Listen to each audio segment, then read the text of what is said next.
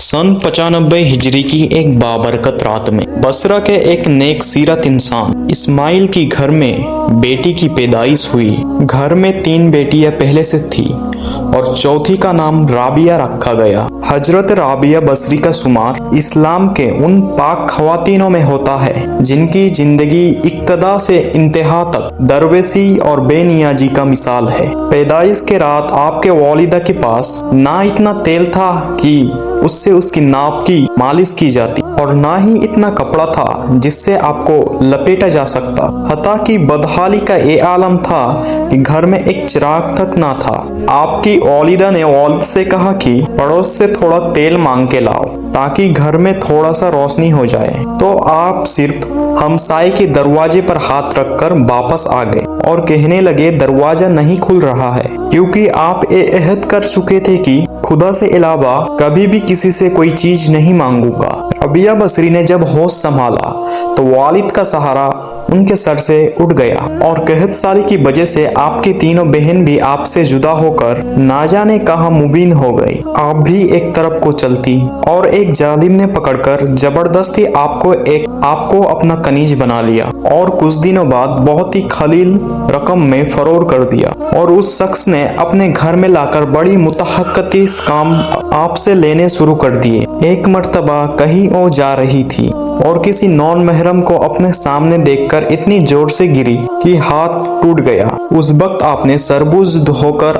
अर्ज किया कि या अल्लाह, मैं बेयारो मददगार पहले से ही थी और अब तो हाथ भी टूट चुका है, इसके बावजूद भी मैं तेरी रजा चाहती हूँ। गरीब से आवाज आई कि ए राबिया, गमगीन ना हो, कल तुझे ओ मर्तबा हाजिल होगा कि फरिश्ते भी तुझसे रस्क करेंगे। ये सुन के आप खुशी खुशी अपने मालिक की वहां पहुंच गई और आपकी ए मामूल रहा दिन में रोजा रखती थी और रात में सख्त इबादत से मशगूल रहती थी। एक समय जब उसकी मालिक की आंख खुली तो हैरान होकर चारों तरफ देखा और उस वक्त एक कोने में आपको सजदे में पाया और आपके इर्द गिर्द नूर दिखा, जबकि अल्लाह ताला से आप ये अर्ज कर रही थी कि मेरे बस में होता हर वक्त तेरी इबादत में गुजार देती, लेकिन क्यों ना मुझे तूने गैब का महकुम बना दिया है, इसीलिए तेरी बारगाह में देर से हाजिर होता हूँ। ये सुनकर आपके आका बहुत परेशान हो गए। वार ए अहद कर लिया कि मुझे तो इनकी खिदमत लेने की बजाय मुझे तो उनकी खिदमत करनी चाहिए।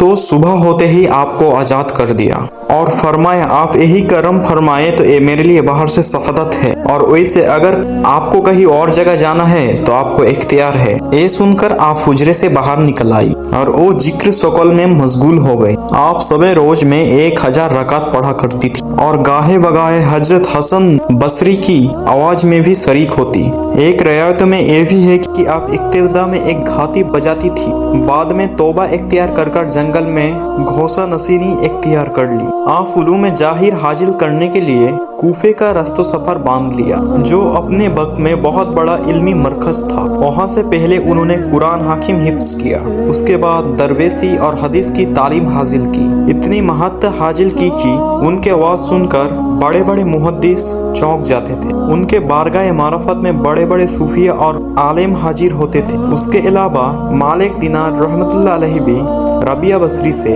अकीदत रखते थे। हजरत राबिया बहुत कम गुफ्तगू करती थी, अगर कोई जवाब कर लेता तो बहुत अच्छे से उसका जवाब देती थी। हर बात में कुरानी आयत का हवाला देती। जब लोगों ने उसकी वजह पूछी तो फरमाया कि इंसान जो कुछ बोलता है फरिश्ते उसे लिखता है, इसीलिए कुरान की आयतों के सिवा कुछ नहीं बोलती, कहीं मेरे मुंह से बुरी बात ना निकल जाए जिसे फरिश्ते लिख ले। हजरत इमाम गजली रहमतुल्लाह अलैह अपने किताब यहिया उल मुद्दीन में फरमाते हैं कि हजरत राबिया बसरी अपने एहसार में गरज और आरजू की जिस बहस का जिक्र किया है उसके मुराद अल्लाह ताला के एहसान और इनाम है जो अपने बंदों पर रवा रखता है, और जिस खूबे इलाही का जिक्र किया गया है उससे मुराद दीदार इलाही, जमाल खुदा बंदी और यही मोहब्बत सबसे बेहतर और बेहतर है।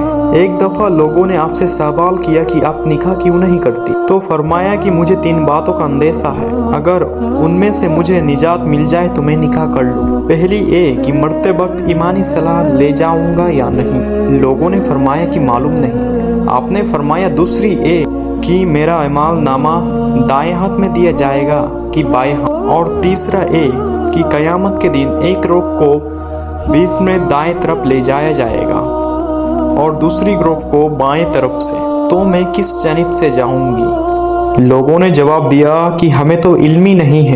تو حضرت رابعہ فرماتی ہے کہ جسے اتنے سارے غم ہو وہ عورت شہرت کی خواہش کیسے کر سکتی ہے؟ اس کا دل ہر وقت خوف الہی سے معمور رہتا تھا۔ وہ اپنے خوف جہنم اور خواہش جنت سے بے نیاز ہو کر خدا کو یاد کرتی۔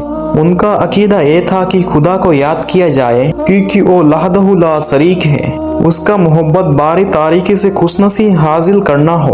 اور آپ ہمیشہ روتی تھی اور فرماتی تھی کہ میں نے ہر وقت اللہ تعالیٰ سے ہی محبت کی ہے، ڈرتی ہوں کہ مرتے وقت یہ آواز نہ آئے کہ رابعہ تو اس کے لائق نہیں۔ وہ ہمیشہ کھردرے کمبل کے کرتا پہنتی اور وصیت فرماتی تھی کہ مرنے کے بعد اسی میں دفن کیا جاؤں۔ ان کے انتقال کے بعد ایک خاتون نے ان کو خواب میں دیکھا کہ بہت ہی قیمتی ریشمی کرتا پہنی ہوئی تھی۔ خاتون نے سوال کیا کہ کمبل کا کرتا کہاں گیا؟ تو جواب میں کہا کہ رحمان نے اس کرتے کی بدلے میں اس کرتے کو عطا کیا۔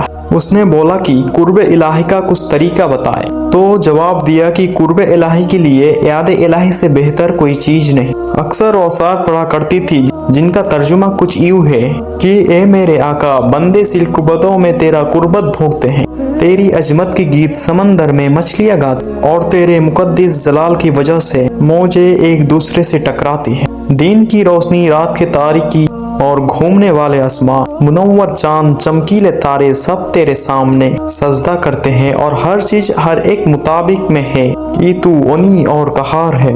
اور یہ اپنی دعائیں اسحار کے ذریعے بیان کرتی تھی۔ اس دعا کو اکثر راتوں میں چھت پر جا کر پڑھا کرتی۔ ہے میرے مالک، ستارے چمک رہے ہیں اور ہر لوگوں کی آنکھیں نیند سے بند اور ہر کوئی اپنی خلوت میں ہے، میں یہاں تیرے ساتھ اکیلی ہوں۔ ہے میرے مالک، اگر میں دوزخ کی خواب کے عذاب سے آپ کی عبادت کرتی ہوں تو تو مجھے دوزخ میں جھونک دے، اور اگر میں جنت کی توقع میں تیری عبادت کرتی ہوں تو مجھے جنت سے محروم کر دے، لیکن اگر میں تیری خاطر محض عبادت کرتی ہوں تو مجھ سے اپنی حسیدہ لاجوان کو پوشیدہ نہ رکھنا۔ فرماتی تھی کہ اللہ تعالیٰ سے ناپسند دل مانگو، یہ بہت بڑی نعمت ہے۔ دل کو قابو میں رکھنا اور اختیار ہونے پر ناجائز کاموں میں سے اپنے کو دور رکھنا مردانگی ہے۔ ایک مرتبہ آپ سے سوال کیا گیا کہ آپ ابلیس کو دشمن تصور کرتی ہیں؟ فرمایا کہ میں تو رحمان کی دوستی میں مشغولیت کی وجہ سے ابلیس کی دشمنی کا تصور ہی نہیں کرتا۔ عالم خواب میں حضور اکرم صلی اللہ علیہ وسلم نے آپ سے فرمایا کہ کیا تو مجھے محبوب رکھتی؟ تو رابعہ نے عرض کیا کہ وہ کون بد نصیب ہوگا جو آپ کو محبوب نہ رکھتا ہو، لیکن میں تو حب الہی میں ایسی غرق ہوں کہ اس کے سوا کسی کی بھی محبوبیت کا تصور نہیں آتا۔ یہی وجہ ہے کہ کسی کی محبوبیت کا احساس تک باقی نہیں رکھتا۔ لوگوں کی اس سوال پر کہ محبت کیا سے ہے، آپ نے فرمایا کہ محبت اجل سے ہے اور ابد تک رہے گی، کیونکہ پورے عالم میں اس کا ایک گھونٹ تک نہیں چکھا، جس کے نتیجے محبت اللہ تعالیٰ میں جمع ہو کر رہ گئے۔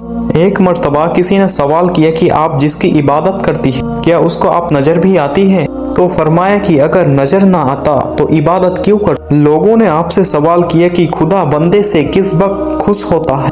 تو فرمایا کہ بندہ جس طرح محنت پر شکر ادا کرتا ہے اس طرح نعمت پر بھی کرتا ہے۔ آپ اکثر فرمایا کرتی تھی کہ جوانی توبہ کرنا جھوٹے لوگوں کے فعل ہے، کیونکہ سچے دل سے توبہ کیا جائے تو دوسری بار کبھی بھی توبہ کرنے کی ضرورت ہی نہیں ہے۔ وفات کے وقت آپ نے فرمایا کہ آپ حضرت یہاں سے ہٹ جائے، ملائکہ کے لیے راستہ چھوڑ دے۔ ترنت سب باہر آ گئی اور دروازہ بند کر دیا۔